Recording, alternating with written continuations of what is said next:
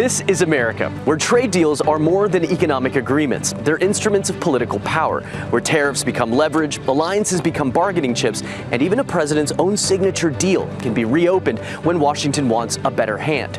I'll be back a little later in the program with more on that, but to start us off, here's Alex Marquardt. The United States, Canada, and Mexico are once again debating the future of their trading relationship. The three neighboring countries have nearly $2 trillion in annual trade amongst themselves, facilitated through what's known as the USMCA, or the U.S.-Mexico-Canada Trade Agreement. That deal was struck during Donald Trump's first term. He once celebrated it as a signature achievement because it replaced NAFTA with what Trump called a better deal for American workers. But now, in his second term, the Trump administration is refusing to renew the agreement in its current form. Manuel Rapallo explores why. Every day, thousands of tons of cargo pass through the port of Baltimore. Last year alone, more than $65 billion worth of international trade moved through those marine terminals, making the port one of the driving engines of North American commerce. For decades, international trade agreements have been drafted to keep that commerce moving, with the one thing businesses value above almost anything else: certainty. The USMCA is estimated to add another 1.2% to our GDP and create countless new American jobs. That was President Trump in 2020, celebrating the USMCA, an agreement that was meant to replace the North American Free Trade Agreement, or NAFTA. We are on the verge of a global economic expansion. Signed by former President Bill Clinton, a deal Trump had long criticized. We're finally ending the NAFTA nightmare and signing into law the brand new U.S.-Mexico-Canada agreement. Very special. The Trump administration argues that while the USMCA successfully modernized North American trade, the agreement fell short of bringing manufacturing jobs back to the United States. I don't even think about USMCA. Now, the White House says it wants a better deal, stronger protections for American workers, higher U.S. content in cars, and tougher barriers to stop Chinese goods from entering the U.S. through North American supply chains. To supporters, that's leverage, a way to pressure Canada and Mexico, push companies to build in the U.S., and deliver on Trump's promise to bring manufacturing home. But critics say there's a cost. Trade agreements are supposed to create predictability. Companies decide where to build factories, source parts, and hire workers based on rules they expect to last. If those rules are constantly rewritten, investment can slow, projects can be delayed, and the same uncertainty meant to strengthen Washington's hand can ripple across the continent. This is the central gamble. Ships will keep moving, the supply chain still exists, but the rules around them are no longer treated as settled. For Canada and Mexico, the priority is stability. For Washington, uncertainty seems to have become a tool for leverage. And the question now is whether that uncertainty will pay off for the United States, or simply make North America a less predictable place to invest. Manuel Rapallo, Al Jazeera, Baltimore. So what happens next? Alex Baird has been unpacking the different paths forward for the agreement. The future of the USMCA is up for debate, but how could this all play out? Well, let's take a look at the different paths moving forward. First off, there's the slow expiry. It's the so-called sunset clause. For the next 10 years, there will be annual reviews every July, and that gives everyone a chance to make a deal and to try and work things out. After 10 years, if there's no movement, it's over. The agreement simply expires. Trade wouldn't stop, it would just revert back to World Trade Organization rules, but that would lead to hundreds of billions of dollars of taxes being reimposed across the board. Then there's the next option, the withdrawal. Article 34.6 of the agreement says that any party, the US, Mexico, or Canada, can fully withdraw with just 6 months' notice. Now, there's been no indication that that will happen, but if it did, the United States can get out pretty fast if it really wants to. But the most likely option is the third path, the restructure. The US Trade Representative has indicated that the US wants to get back to the negotiating table. The White House says it wants to fix what it sees as the deal's shortcomings. There's another round of talks between the US and Mexico in the calendar in a couple of weeks, and if trade representatives can hammer out a deal, the USMCA will survive. And joining me now is Harry Broadman. He was the lead U.S. trade negotiator for the original agreement, the North American Free Trade Agreement between the U.S., Canada, and Mexico, as well as Stan Voiger, a senior fellow in economic policy studies at the American Enterprise Institute. Harry and Stan, thank you both so much for joining us today. Harry, as an architect of NAFTA, which Trump criticized as the worst trade deal, I want to get your impressions now. Of course, 6 years ago during Trump 1, it was renegotiated, rebranded as the USMCA. It was updated. Several things were adjusted, and then Trump called it the best agreement we have ever made. And now he's not renewing his signature achievement from Trump 1, or at least one of them. What's your reaction? Well, there's a lot to unpack there with respect to his behavior, obviously, but I think with respect to the substance, no trade agreement is perfect. But I think at the time, NAFTA was set on trying to allow for increasing the economies of scale across the entire continent. And the focus was, how can we compete with Japan and other countries as a united, integrated front, rather than each of the three countries competing individually. And I think that's what I'm concerned about as we go forward yet again to do another deal. I think preserving that integration and taking advantage of the economies of scale and economies of scope across the continent is really key here. As far as you're concerned, is everything going swimmingly? No trade agreement is going swimmingly, but that doesn't mean you just throw it out, you throw the baby out with the bathwater. Trade agreements are always renewed, always renegotiated, that's fine. But I find it pretty ironic that he says, well, the previous one he negotiated was the best trade agreement ever, and now all of a sudden he's changing his mind. That uncertainty in and of itself, I think, should be a sign for businesses, for foreign investors, workers, and American consumers to worry, to be frank. So just to make clear for our viewers, they had the opportunity to renew this for 16 years. This is not expiring or anything like that. It's just that now there's an annual review until it would expire in 10 years' time. I want to give the leaders of each country a chance to speak on their views of the current agreement, and then we'll discuss on the other side. Take a listen. What can happen is set out in the treaty. It is not something someone just came up with. So one possibility, for example, is to extend it for another 16 years. I have already signed Mexico's position, which is to extend it for another 16 years. Canada's economy minister did what was required, and now we are waiting for the United States' response. What I have seen with the president is that you're not close to make a deal and then you make a deal. I've seen that in different cases. It doesn't mean the deals are good deals, but it means being prepared, having done the work, knowing what you want. So both things can be true. We could have signed a bad deal a year ago. We're not going to sign a bad deal. So it has to be a real deal. I would rather not have the USMCA. The primary reason I wanted it was because there was no way out of NAFTA, which was the worst trade agreement ever made, like ever. And they had no termination. And it was very hard to get USMCA for that reason. I would prefer not having an agreement, but I'm open to doing it.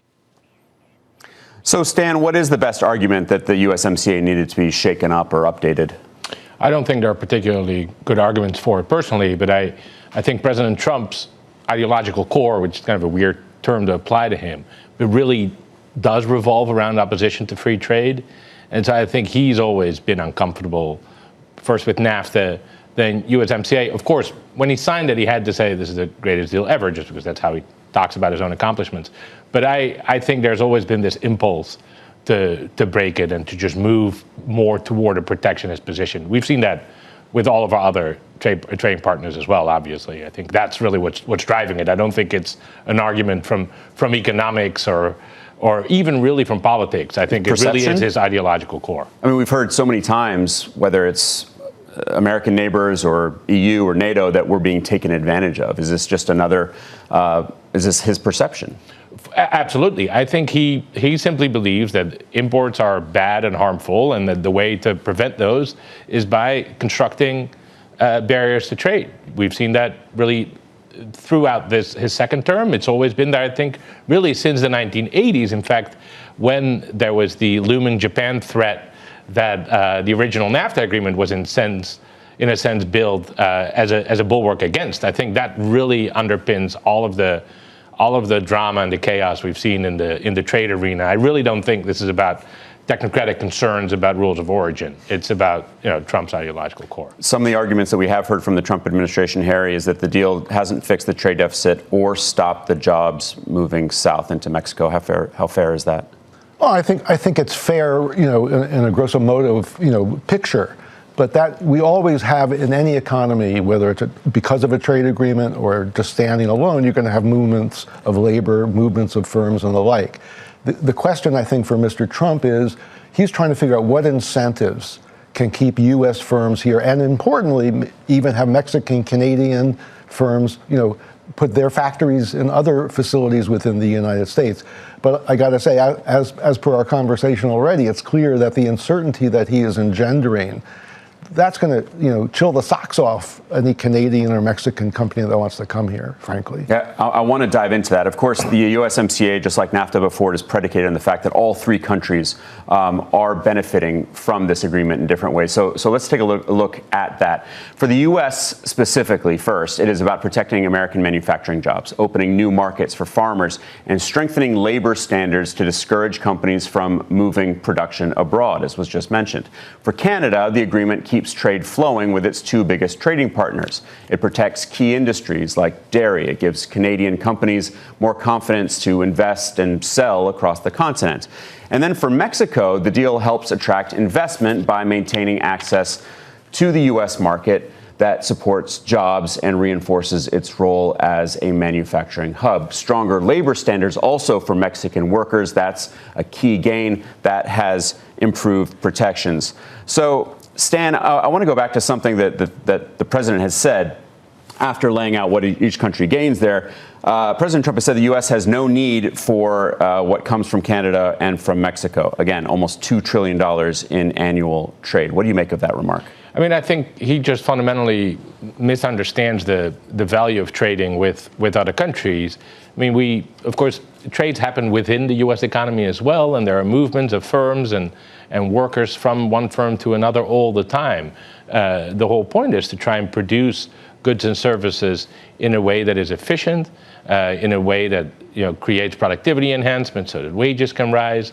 I think he just fundamentally sees the world in a zero-sum way, and that kind of zero-sum world doesn't allow for the kind of gains from trade that this kind of agreement permits. One name I think our viewers should know is Jamieson Greer. He's the U.S. trade representative. He's at the center of these negotiations. There have been several rounds of talks with the Mexicans. I believe the next one is in Mexico, or with Mexico rather, next week. But the talks with the Canadians have not started yet, and let alone trilateral talks among all three. So, Harry, how urgently is the Trump administration, through Jamieson Greer, the USTR, how urgently are they approaching these renewal talks? It's hard to say at this juncture, but I think obviously Jamieson is taking his cues from the president. But I think the question is how fast can Jamieson run? It depends on the other side across the table. And let's not forget, this is not a series, in essence, of three bilateral agreements, right? And that's the issue, I think. Not having a trilateral discussion, or at least a trilateral framework from the get-go, underlines the point that I made earlier, that you're pulling the thread out of integrating these markets. Again, I understand and I'm sympathetic to having U.S. firms and Mexican firms and Canadian firms investing in the United States as well as in in their own countries. But the eye on the prize is, does this make us more competitive vis-a-vis other competitors such as China? And that, to me, I think Beijing is sort of laughing in the back room, saying, these guys can't even get their act together. They're in the same continent. No wonder we, the Chinese, are having a hard time with the United States. Why is that? Why is it that there aren't trilateral talks? Why aren't Canada and Mexico insisting we all have to be in the room together? I don't know. I actually don't know what's going on in the back room. I suspect that is an issue, but that Jamieson, has his orders from Trump saying, no, I want to do this sequentially. I think from Trump's perspective, he thinks that's better negotiating power, and in some sense he's right, going mano a mano. But I think the symbolism of not bringing everybody together to figure out, okay, so how can we three unite against foreign adversaries, economic adversaries? It brings to mind what Trump did during his first term, when he was constantly trying to negotiate with individual European Union member states as opposed to with the European Union as a whole. That never succeeded. Right. But he really does try to isolate negotiating partners, so as to maximize leverage. And did the Supreme Court just take away a lot of Trump's leverage by taking away his inability to impose sweeping tariffs? It certainly removed a lot of his immediate discretionary power. So he can no longer impose tariffs under the International Economic Emergency Powers Act, which the IEPA statute that he used a lot over the first year of his administration, including to impose tariffs on Canada and Mexico on day one of his second term. So these are tariffs that are sort of layered on top of the USMCA agreement, and he used that statute for that. That statute, in his interpretation, allowed him to basically announce a new tariff, and then 3 seconds later, it would be enforced. He no longer has that power. He's now relying on other trade statutes, so he's using Section 122 to impose a global tariff. That statute does not allow him to differentiate by country in the same way, and the tariffs expire after 150 days. He's also used, including targeted very much at Canada, his national security tariff powers under Section 232. That requires lengthy investigations before you impose a tariff. And so what the Supreme Court decision has done has not really removed all of the executive's ability to impose tariffs, but it's really made it much harder for him to do so rapidly and flexibly and without any kind of process. I also think the court's decision, which I fully support, is also trying to be a check on Trump behaving in ways that are not in the best interest of the United States from the Supreme Court perspective. And I think if he's smart, he'll take that as a cue that if there's another kerfuffle because of what's going on now between Mexico and Canada and the U.S., someone's out there. Someone's watching all the time. So I think that was very different from the status quo ante.